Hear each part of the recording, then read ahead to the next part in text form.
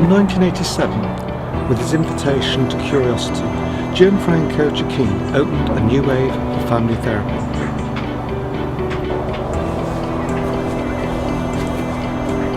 For some time, therapists have been struggling with the notion of neutrality, and the therapist is having expert knowledge. His article opened up the debate and provided a direction for therapists to follow. During the mid-1980s, in the work of Luigi Boscolo and Gianfranco Giacchini, the Milan approach reached a turning point.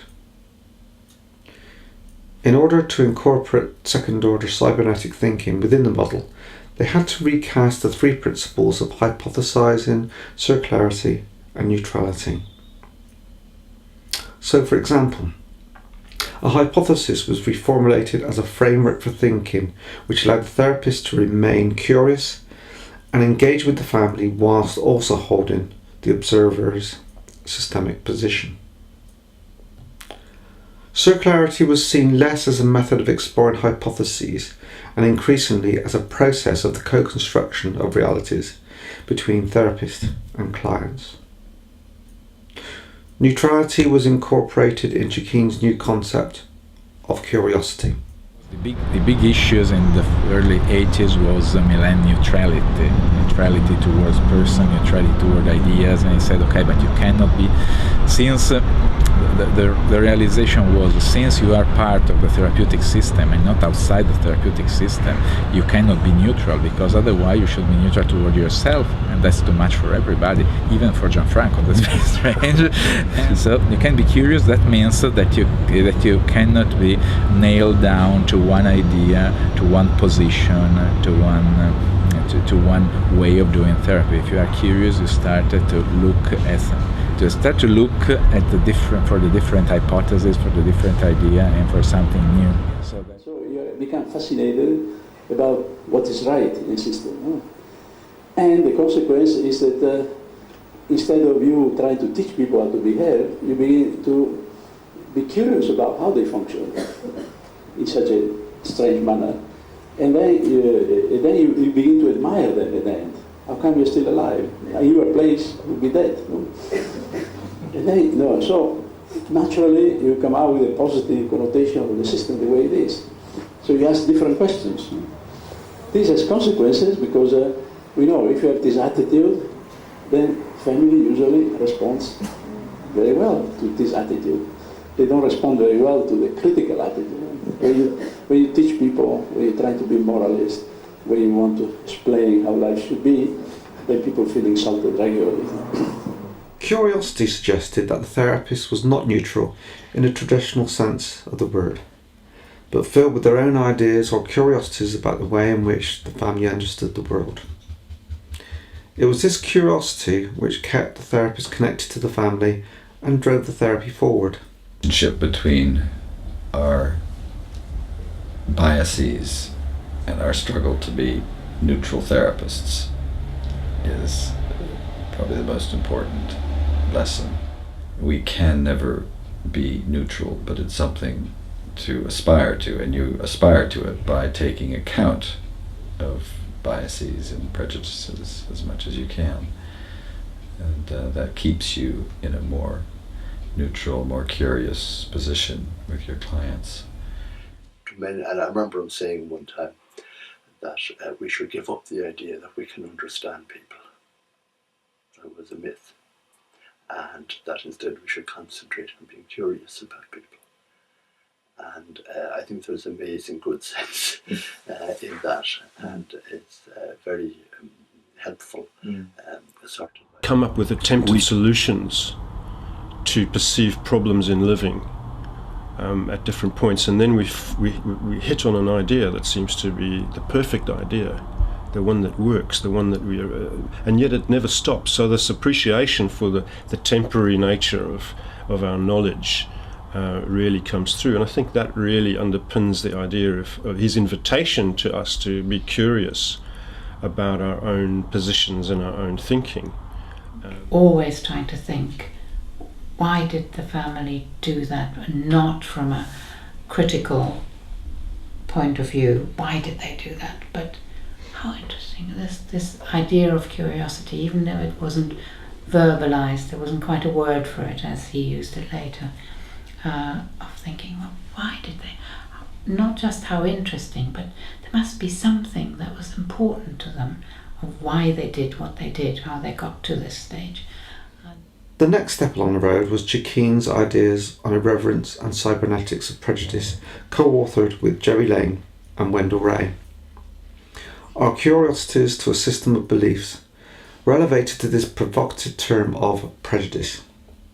These prejudices influence the way we see our interaction with families and inevitably influence the direction of therapy. Chikeen also told us that we should be aware of our own ideas, but should also be prepared to let go of them immediately and attempt to see them in the wider context. You know, in his style, he kept us rigorous in our thinking about different positions, about never settling for, you know, the most convenient way of looking at things. And that came across each time he came back. And I mean, ostensibly, he was still talking about the same concepts, circularity, hypothesizing, the Milan team, same methodologies.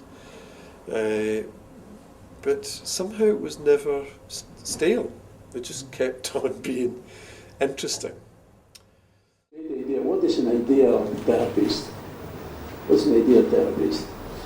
The ideal therapist, so according to these theories, is a person who understands personal styles and realizes the consequences of these styles.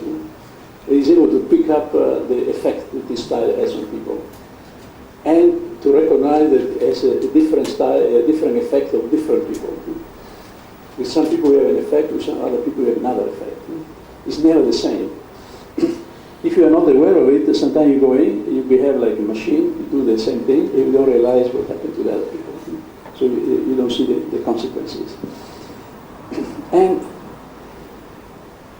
now we can say, most students say, okay, now you criticize or you always talk about our prejudices that we should utilize, we should make it useful and not creating escalations. But are there some prejudices that you believe in? No? There must be something. There must be something you believe in. So he came out and said, what are the prejudices that we like to call the systemic prejudices? We decide at least to believe in these prejudices at least for a year or two, for a couple of years. We must have some ideas. Because it's impossible not to have a... First thing, it's impossible not to have a prejudice. What kind of prejudice does your school have, since you criticize the other schools? So we came out with that we have a few prejudices we decided to believe. One is don't be helpful but be useful.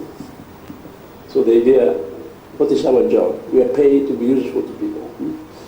Useful to break patterns that somehow get them stuck. The other is that if a system is alive, something must be working in it. If they are in front of you, something is there. And the other prejudice is that it is impossible to manipulate systems, to make them do what you want. The system always decides what they should do. It's impossible to force a system. The only thing you can influence a system is just to kill it. If you kill a system, then you have influenced it. To kill it is dead. As long as the system is alive, it's impossible to influence. So impossible to manipulate. It is possible to influence, but you can never know in which direction the system is going. So we work with these simple three principles.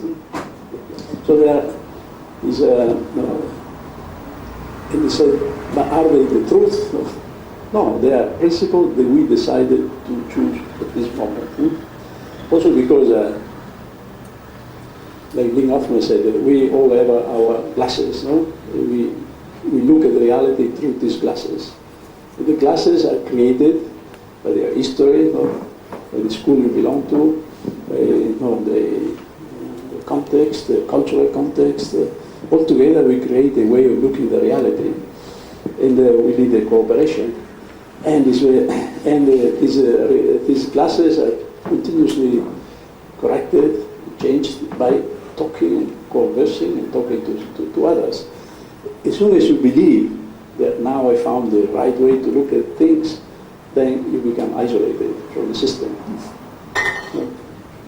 As soon as you found the truth means that you're outside.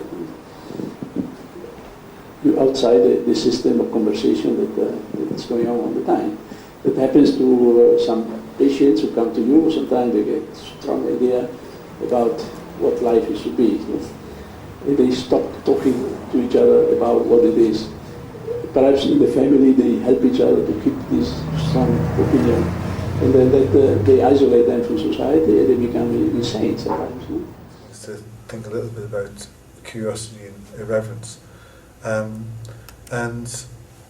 the flip side of those were important to him, if you think about the flip side of curiosities, perhaps could be certainty, or it could be boredom, it could be lack of interest, but if you look at that, he could be clear, very clear about what he was doing and what he thought.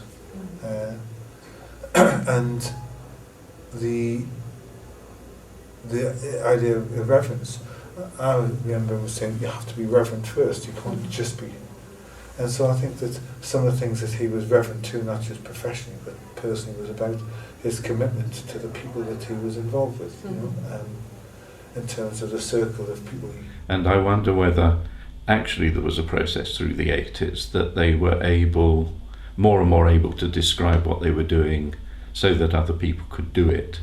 So it became less mysterious, but certainly the sort of origins of it must have been there in their thinking already, but articulating it as curiosity and so on came later.